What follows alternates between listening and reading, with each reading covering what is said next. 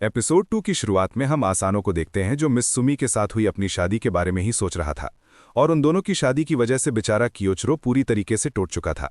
दूसरी ओर मिस सुमी आसानों का हाथ पकड़कर कहती है कि मुझसे शादी करने के लिए शुक्रिया, और अब आसानो इसी तरह अपने रूम में सो जाता है। लेकिन जब अगली सुबह उसकी आंख खुलती है तब वो अपने सामने कियोचरो को देखता है जो अपने हाथ में चाकू लिए हुए था, और इसी वजह से आसानो काफी ज्यादा घबरा जाता है और पूछता है कि तुम इस चाकू के साथ मेरे कमरे में क्या कर रहे हो। कियोचरो बोलता है कि ये हमारी फैमिली का ट्रेडिशनल तरीका है फैमिली मेंबर्स को जगाने का, और इसके अलावा ये तुम्हारी ट्रेनिंग का एक हिस्सा भी है, और अगर तुम एक स्पाई बनना चाहते हो तो तुम्हें सोते हुए भी अपनी आंखों को खुला रखना होगा। चलो अब बारी है हमारी फैमिली के ट्रेडिशनल मॉर्निंग एक्सरसाइजेस की। और इसके बाद कियोचरो आसानो को अपने जालों में पकड़ लेता है, और वहीं नीचे किचन में मिस सुमी खाना बना रही थी, लेकिन तभी उसे आसानो के कमरे से कुछ आवाज़ें आती हैं। और इसके बाद जब वो आसानो के कमरे में आती है तब वो ये देखकर हैरान हो जाती है कि उसका भाई कियोचरो उसे अलग अलग तरीके के डांस स्टेप्स करवा रहा था। मिस सुमी पूछती है कि आप ये क्या कर रहे हो। कियोचरो कहता है कि हम मॉर्निंग एक्सरसाइज कर रहे हैं। वाओ, तुमने मेरे लिए खाना बनाया है। लेकिन इसके बाद मिस सुमी को गुस्सा आ जाता है, जो देखकर कियोचरो भी डर जाता है और आसानो से डांस करवाना बंद कर देता है। लेकिन तभी वो बोलता है कि अब भागने का वक्त आ गया है, और इसके अगले ही पल में वो मिस सुमी को उठा लेता है, और इसके बाद वो आसानो को लेकर खिड़की से बाहर कूद जाता है, और इसके अगले ही पल में आसानो का पूरा घर एक बम की वजह से उड़ जाता है। अब इसके बाद कियोचरो बताता है कि तुम्हारे घर में एक बम लगाया गया था। मैं इस बारे में तुम्हें बाद में समझाऊंगा। पहले मैं तुम्हें बता दूं कि हमारी योजाकुरा फैमिली का मिशन क्या है। हमारा सबसे ज्यादा इंपॉर्टेंट मसूमी योजाकुरा की हिफाजत करना है, और वैसे हालात और भी बिगड़ने वाले हैं। चलो चलते हैं। और इसके बाद मिस सुमी आसानो की ओर अपना हाथ बढ़ाकर कहती है कि चलो चलते हैं। अब इसके अगले सीन में हम इन तीनों को एक कार में देखते हैं, और यहाँ पर आसानो पूछता है कि आखिर मेरे घर में बॉम्ब क्यों लगाया गया था। कियोचरो बोलता है कि मिस सुमी को मारने के लिए। हमारे काम में जानकारी आग की तरह फैलती है। लोग ये जान चुके हैं कि तुम्हारी सुमी के साथ शादी हो गई है। दोस्तों, कियोचरो के अकाउंट में ऐसे ही काफी सारे मैसेजेस आ रहे थे। अब आसानो पूछता है कि आखिर वो लोग मिस सुमी को क्यों मारना चाहते हैं। कियोचरो बताता है क्योंकि मिस सुमी योजाकुरा फैमिली की 10वीं हेड है, और ये बात सुनकर आसानो हैरान हो जाता है। आगे कियोचरो बताता है कि हमारी योजाकुरा फैमिली का इतिहास ईडो पीरियड के जमाने से है। हमारे परिवार में लोग सुपर ह्यूमन एबिलिटीज के साथ पैदा होते हैं, लेकिन हर जनरेशन में एक ऑर्डिनरी पर्सन पैदा होता है जो हमारे परिवार का हेड बनता है। भले से ही हेड के पास अपने दूसरे फैमिली मेंबर्स की तरह कोई भी सुपर ह्यूमन पावर ना हो, लेकिन उसी ऑर्डिनरी पर्सन के अंदर हमारी योजाकुरा फैमिली के सुपर ह्यूमन वाले जीन्स होते हैं जो एक पीढ़ी से दूसरी पीढ़ी में जाते हैं। जिन फैमिली मेंबर्स के पास ताकतें होती हैं वो हेड की हिफाजत करते हैं। दूसरे शब्दों में मिस सुमी हमारे परिवार की हेड है, और हम सभी को उसकी हिफाजत करनी है। लेकिन हम जो उसके भाई बहन हैं वो चाहते हैं कि मिस सुमी अपनी जिंदगी अपनी मर्जी से जिए। और तभी मिस सुमी कहती है कि मैं ये बात आपसे पहले भी कह चुकी हूं कि अगर आप सभी हमारे परिवार के लिए अपनी जान खतरे में डाल सकते हैं तो मैं भी एक हेड के रूप में अपना कर्तव्य पूरा करूंगी। और मिस सुमी की ये बातें सुनकर कियोचरो की आंखों में आंसू आ जाते हैं, और इस बात पर गुस्सा कि उसकी शादी आसानो से हुई है। अब इसके बाद कियोचरो चाय पीते हुए बोलता है कि मिस सुमी हमारे परिवार की मुखिया बनकर अंडरवर्ल्ड में अपने कदम रखेगी, और इसी वजह से वो इस वक्त ऑर्डिनरी दुनिया के बारे में नॉलेज गेन कर रही है। लेकिन जो लोग हमारे परिवार से नफरत करते हैं, हमसे जलते हैं, वो मिस सुमी को मारना चाहते हैं ताकि हमारा परिवार खत्म हो जाए। और तभी हम देखते हैं कि उन पर हमले होने लगते हैं।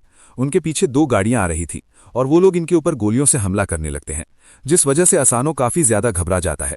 कियोचरो उससे बताता है कि ये कार बुलेट प्रूफ है, और इसके बाद वो एक इशारा करता है, और अगले ही पल में उनकी कार की स्पीड काफी ज्यादा बढ़ जाती है, और वो लोग काफी तेजी से आगे बढ़ने लगते हैं। अब ये देखकर एक कार वाला एक बड़ी गन निकालकर उन पर फायर करने लगता है, लेकिन कियोचरो का ड्राइवर कार चलाने में बहुत ज्यादा बेहतर होता है। वो उनके हमलों से काफी आसानी से बच रहा था। और यहाँ कियोचरो कहता है कि कार जरा स्मूथली चलाओ वरना मेरी चाय गिर जाएगी। आसानो कहता है कि आखिर तुम इतने शांत कैसे रह सकते हो। मिस सुमी कहती है कि तुम चिंता मत करो, सब कुछ गोलियत पर छोड़ दो। और दोस्तों, तुम लोग जानते ही हो कि गोलियत इनके फैमिली बिल्ले का नाम है। देख लो भाई, एक बिल्ला कार चला रहा है। और ये देखकर आसानो की हालत और भी ज्यादा खराब होने लगती है, और तभी इनकी कार पर एक बजूका से हमला होता है। लेकिन गोलियत बड़े ही आराम से दूसरी ओर मुड़कर उस हमले से बच जाता है। लेकिन इस बीच कचरों की चाय गिर जाती है, जिस वजह से उसे गुस्सा जाता है, और इसके बाद वो गाड़ी के ऊपर आ जाता है। कचरों को देखकर ये लोग उस पर गोलियों से हमला करने लगते हैं, लेकिन कचरों अपने जालों से उन सभी गोलियों को काट देता है। अब यह आदमी उस पर बजूका से हमला करता है, लेकिन कचरों अपने जालों से उस मिसाइल को ही काट देता है, और वो मिसाइल वहीं पर फट जाता है। और इसके बाद कचरों अपने जालों का इस्तेमाल करके इन दोनों कारों के टुकड़े टुकड़े कर देता है, जिस वजह से ये कारें फट जाती हैं। और इसके बाद कचरों आसानो के पास आकर कहता है कि अब तुम ये समझ ही चुके होगे कि मसूमे हर वक्त खतरे में रहती है, और हमारा काम है उसकी हिफाजत करना। और अब से तुम भी यही करने वाले हो, क्योंकि अब तुम भी हमारी योसाकुरा फैमिली का एक हिस्सा हो, और ऐसा करने के लिए तुम इस गन का भी इस्तेमाल कर सकते हो। और मैं तुम्हें ये मिशन देता हूँ कि आज के दिन तुम मिस सुमी की हिफाजत करोगे। अगले सीन में हमें स्कूल दिखाया जाता है, जहाँ पर मिस सुमी अपनी क्लास में आ जाती है और मिस के दोस्त उससे बात करने लगते हैं। लेकिन तभी एंट्री लेता है असानो, और वो आते ही वहाँ पर मौजूद हर एक जगह को चेक करने लगता है। और उसको ऐसा करता हुआ देख एक हरकी मिस सुमी से पूछती है कि हे, असानो के साथ कुछ हुआ है क्या? मिस सुमी कहती है कि हाँ, तुम ऐसा कह सकती हो। अब इसके बाद ये तीनों लड़के असानो के पास आते हैं, लेकिन असानो इनको गुस्से में घूरने लगता है, जिस वजह से ये तीनों ही डर जाते हैं और पूछते हैं कि तुम आज इतने डरावने क्यों लग रहे हो। और अब हमें फिर से फ्लैशबैक दिखाया जाता है, जहां पर कचरो असानो से कहता है कि अगर तुम मसूमी की हिफाजत करते हुए किसी को इस बंदूक से मार भी देते हो, तब भी तुम्हें चिंता करने की कोई ज़रूरत नहीं है, हम सब संभाल लेंगे। और ये बात सुनकर असानो घबरा जाता है। सो तभी मिस सुमी कचरों पर गुस्सा करते हुए बोलती है कि आपको असानो को परेशान नहीं करना चाहिए, आप तो हमेशा जहर और बम्स का इस्तेमाल करते हो, तो एक गन से क्या ही होगा। और अब तो असानो मिस सुमी से भी घबराने लगता है।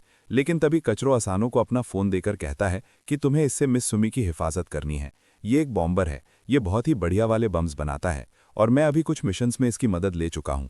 ये बात सुनकर असानो पूछता है कि अगर तुम इसे जानते हो तो फिर ये मिस सुमी को क्यों मारना चाहता है। कचरो कहता है कि हमारी दुनिया में लोग बहुत जल्दी बदल जाते हैं, अगर उनका फ़ायदा हो तो वो अपने दुश्मन से भी हाथ मिला लेते हैं, और यहाँ पर तुम सिर्फ खुद पर यकीन कर सकते हो, और कई दफ़ा तो तुम खुद पर भी भरोसा नहीं कर सकते। इसके अलावा मैं तुम्हें बता दूं कि ये आदमी सोशल मीडिया पर काफ़ी ज़्यादा एक्टिव रहता है। कुछ टाइम से ये अपने सोशल मीडिया अकाउंट पर ऐसी पोएम्स शेयर कर रहा है जिनका कोई सेंस ही नहीं है।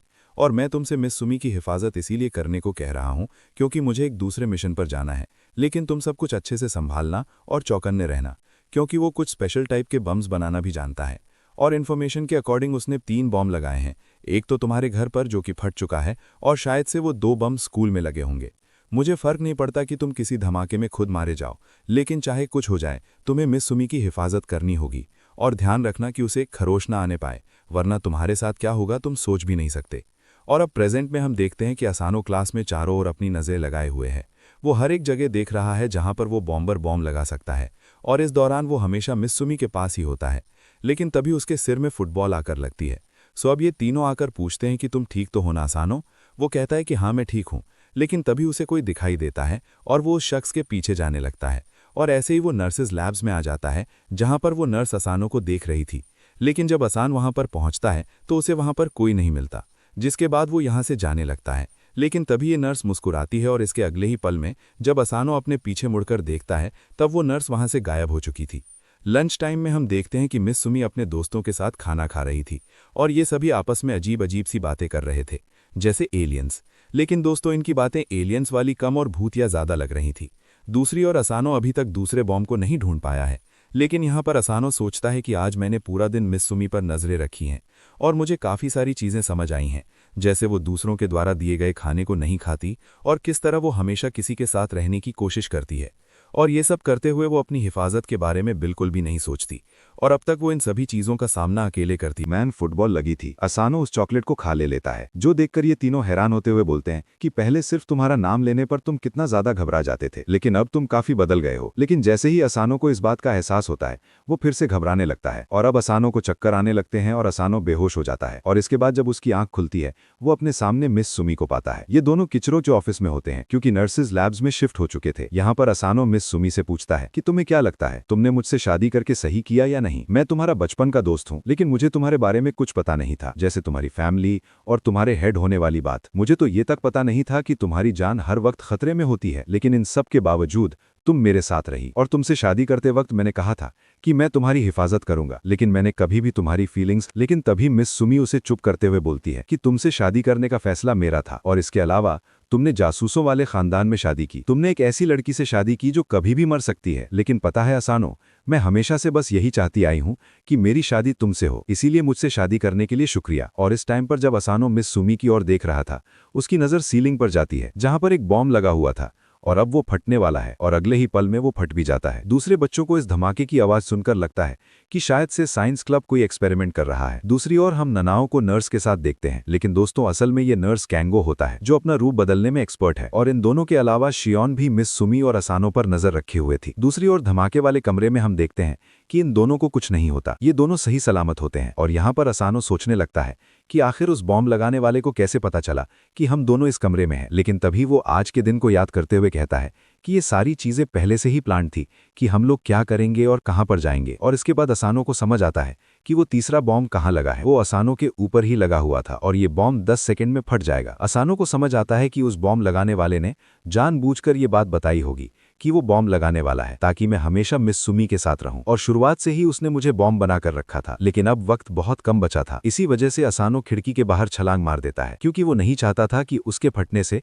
मिस सुमी मरे। लेकिन उस बॉम्ब के फटने से पहले ही उसे कोई पकड़ लेता है और ये होता है किचिरो, जिसने असानो को अपने जालों से पकड़ लिया था। और हमें पता चलता है कि ये बॉम्ब इसके टारगेट की हीट से रिचार्ज होता है, इसी वजह से इसे एक्टिवेट होने में भी वक्त लगता है। वैसे मैं तुम्हारी हिम्मत देखकर खुश हुआ। हमारी इस दुनिया में जहां पर कभी कभार तुम खुद पर भी भरोसा नहीं कर सकते, उस टाइम पर तुम अपने परिवार पर भरोसा कर सकते हो। मेरी दिली ख्वाहिश है कि तुम मर जाओ, लेकिन मैं अपनी जान देकर भी तुम्हें मरने नहीं दूंगा। चलो अब मैं तुम्हें छोड़ने वाला हूं, और अगर यहां से नीचे गिरने से तुम मर जाते हो तो इसमें मेरी कोई भी गलती नहीं होगी। असानो कहता है कि क्या? इसके अगले सीन में हम देखते हैं कि ये तीनों सुरक्षित होते हैं क्योंकि किचरो के पास अभी भी वो बॉम्ब होता है ताकि वो इसको इसके मालिक को लौटा दे। और तभी उस कमरे में ननाओ और कैंगो आते हैं और इसी के साथ शिंजो भी आता है, किसी को अपने साथ लेकर। इन तीनों को देखकर मिस सुमी पूछती है कि आखिर आप लोग यहाँ पर क्या कर रहे हो? कैंगो बोलता है कि हमने असानो के पहले मिशन के बारे में सुना, इसीलिए हमने सोचा क्यों ना थोड़ा सा मजा किया जाए। और दोस्तों, इसी के साथ यहाँ पर शियोन का ड्रोन भी आता है। वैसे शिंजो यहाँ पर अपने साथ बॉम्ब बनाने वाले को लेकर आया था। अब इसके बाद किचरो उस बॉम्ब को उस बॉम्ब बनाने वाले को ही बांध देता है और कहता है कि मैंने तुमसे कहा था ना कि मेरे परिवार से दूर रहना। वो आदमी कहता है कि तुम क्या मुझ पर थोड़ी सी दया दिखा सकते हो? लेकिन अगले ही पल में किचरो उस आदमी को अपने जालों से आसमान में फेंक देता है और इसके बाद आसमान में जाते ही वो बॉम्ब फट जाता है और इसी के साथ आतिशबाजी होने लगती है। ये सभी इसका भरपूर आनंद ले रहे थे, लेकिन तभी असानो को कुछ मैसेज आते हैं। मिस सुमी उस फोन को ही ऑफ कर देती है और इसके बाद ये दोनों एक दूसरे को देखकर हंसने लगते हैं। लेकिन इसके अगले सीन में हम असानो को देखते हैं जो अपना बोरिया बिस्तर लेकर मिस सुमी के घर आ गया था, जिस वजह से किचरो काफी गुस्से में था। सुमी कहती है कि बेचारे असानो का घर उड़ चुका है और इसी वजह से अब वो हमारे साथ रहेगा और इसके अलावा हम दोनों पति पत्नी हैं। और ये बात सुनकर तो किचरो को और भी गुस्सा आ जाता है, लेकिन बेचारा कुछ कर नहीं पाता। इसी वजह से वो बोलता है कि हमारे घर पर सर्द बहुत ही ज्यादा आरामदायक होते हैं, इतने ज्यादा आरामदायक कि हो सकता है तुम अगली सुबह उठो ही ना, इसी वजह से अपना जरा ख्याल रखना। असानो कहता है कि हाँ ठीक है। और इसी के साथ दोस्तों एपिसोड 2 खत्म हो जाता है। वैसे एपिसोड पसंद आया हो तो लाइक करना और इसी के साथ हमारे चैनल एनीकॉन एक्सप्लेन को भी सब्सक्राइब कर देना।